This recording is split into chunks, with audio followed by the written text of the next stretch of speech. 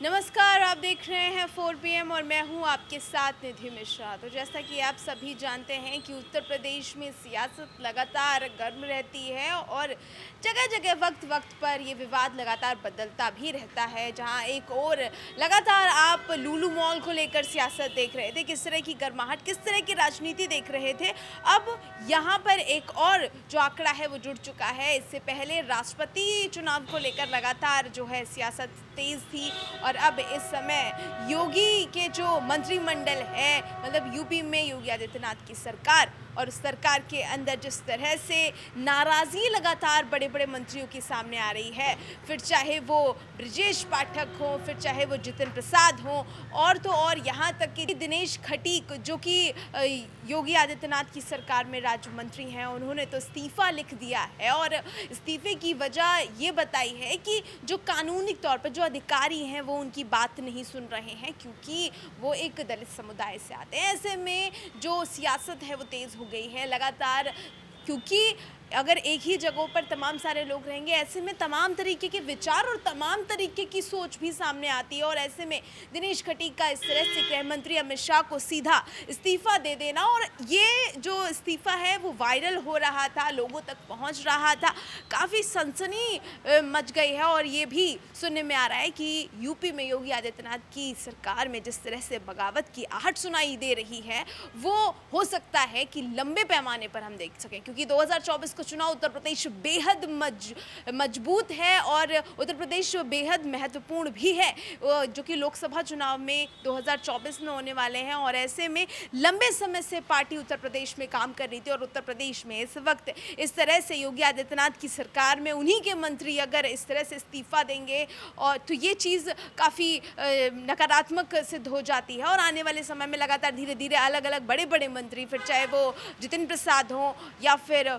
Deputy CM Brajesh Pathak हो, दोनों की जो नाराज़गी है वो साफ देखने को मिली। दिल्ली दरबार में जाकर जिस तरह से दोनों ने अर्जी लगाई है, और ये शुरुआत होती है घोटालों को लेकर। जी हाँ, अधिकारियों की जो घुसपैठ है लगातार उत्तर प्रदेश में योगी आदित्यनाथ की सरकार हम एक बार नहीं देख रहे हैं, इससे पहले भी देख चुके हैं। और लगातार दूसरे क्रम में जिस तरह से अधिकारियों का तबादले से लेकर जिस तरह से कार्यशैली को लेकर जो योजनाएं हमेशा योगी आदित्यनाथ बनाते रहते हैं, ऐसे में जो खुसफुसाहट देखने को मिली वो ये देखने को मिली कि ओपीडी में लगातार जो है भ्रष्टाचार हो रहा था, लगातार कुछ ऐसी संदिग्ध चीज़ें जो कि कार्रवाई की गई। तो ऐसे में तमाम तरीके के डॉक्टर, तमाम तरीके के अधिकारी, उनके साथ साथ मंत्री भी नप सकते हैं। ये जो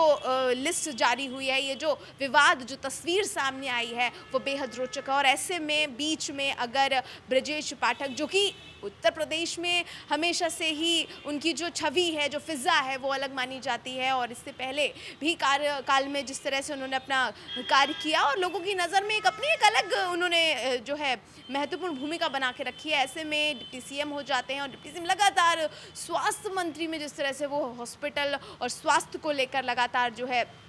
अपनी सुविधाएं, और जिस तरह से सुविधाओं को टाइट करना और भ्रष्टाचार के खिलाफ वो लगातार ये सारी चीज़ें बोलते रहते हैं और आवाज़ उठाते रहते हैं। तो ऐसे में ब्रजेश पाठक जो हैं उनका भी नाम सामने आ रहा है, नाराज़गी उनसे भी है। अब क्या कुछ होता है तस्वीर, ये तो वक्त बताएगा, लेकिन जिस तरह से मंत्रियों का लगातार उत्तर प्रदेश के मुख्यमंत्री योगी आदित्यनाथ से नाराज़गी और लगातार उनकी जो कार्यशैली है वो भी देखने को मिल रही है। जिस तरह से तबादलों का, क्योंकि शुरुआत से ही हम देखते आ रहे हैं क्रम, जब हमने पहला भाग देखा था योगी आदित्यनाथ की कार्यशैली का, तब भी इसी तरह से तबादले और बड़ी सशक्त तरीके से बड़ी सख्त कार्रवाई की थी। छोटी से छोटी योजनाओं पर जिस तरह से उन्होंने भ्रष्टाचार पर लगाम लगाने से लेकर जो दबंगई हैं, जो दंगाई हैं, उन सब पर भी लगाम लगाने को लेकर जिस तरह से सतर्कता बरती थी और सख्त कार्रवाई की थी, वही क्रम चलता आ रहा है। और ऐसे में हम जब पार्ट 2 में देखते हैं और इस तरह से जब योगी आदित्यनाथ के संज्ञान में पूरी बात जाती है तो वो इस पर एक्शन लेते हैं तो तमाम से मंत्री नाराज हो जाते हैं। ऐसे में इस्तीफों का दौर भी जारी है, जहां एक और दिनेश खटीक ने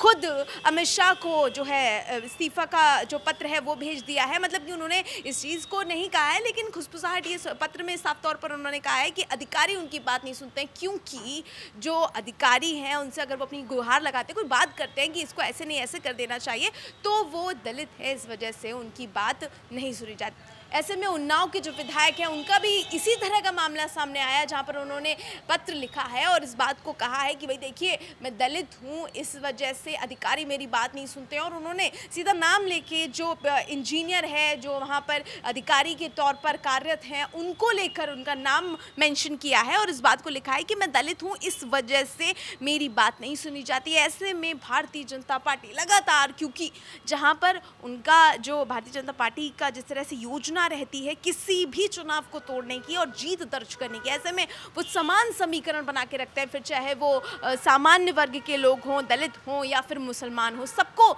एक रेंज में रखने की कोशिश करते हैं और यही रेंज में रखने की कोशिश इस बार भी की गई। लेकिन जहां पर पूरे मंत्रिमंडल में जिस तरह से खटास देखने को इस समय पर मिल रही है, वो एक बगावत की आहट, जिस तरह से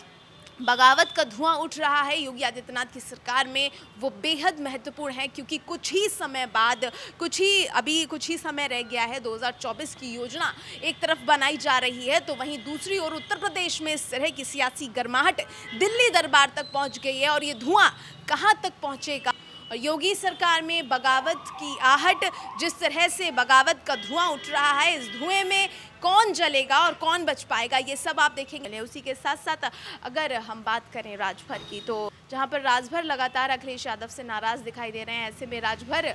लगातार अखिलेश यादव पर तंज कस रहे हैं और धीरे धीरे, क्योंकि उनका हमेशा से ही जो कार्यशैली, उनकी बात करने का जो तरीका है, जो बयानबाजी करने का जो सिलसिला है, वो यही दिखता है कि धीरे धीरे जो है वो पटरी पर आते हैं, धीरे धीरे जो नाराज़गी है वो खुले तौर पर सामने आ जाती है। तो शुरुआत उन्होंने बड़ी दबी आवाज़ में की, लेकिन अब जो है किस तरह से सामने आ रहे हैं और लगातार अखिलेश यादव पे तंज कसे जा रहे हैं। फिर चाहे वो प्रेस कॉन्फ्रेंस के ज़रिए अखिलेश यादव को एसी रूम से बाहर निकालने की बात हो, या फिर अभी हाल ही में दिया हुआ बयान जिसमें उन्होंने कहा है कि मुसलमानों के नाम पर बीजेपी को लेकर मुसलमानों को डराते हैं अखिलेश यादव और इसी पर उनकी जो राजनीति है वो स्थिर है। ऐसे में क्या कुछ जवाब होता है और उत्तर प्रदेश की राजनीति में योगी आदित्यनाथ के मंत्रिमंडल में जो खुशबुसाहट, जो बगावत की आहट सुनाई दे रही है, वो किस दर पर जाएगी, किस स्तर पर जाएगी, ये सब आप देखेंगे सिर्फ और सिर्फ 4 PM पर। मैं निधि मिश्रा, नमस्कार।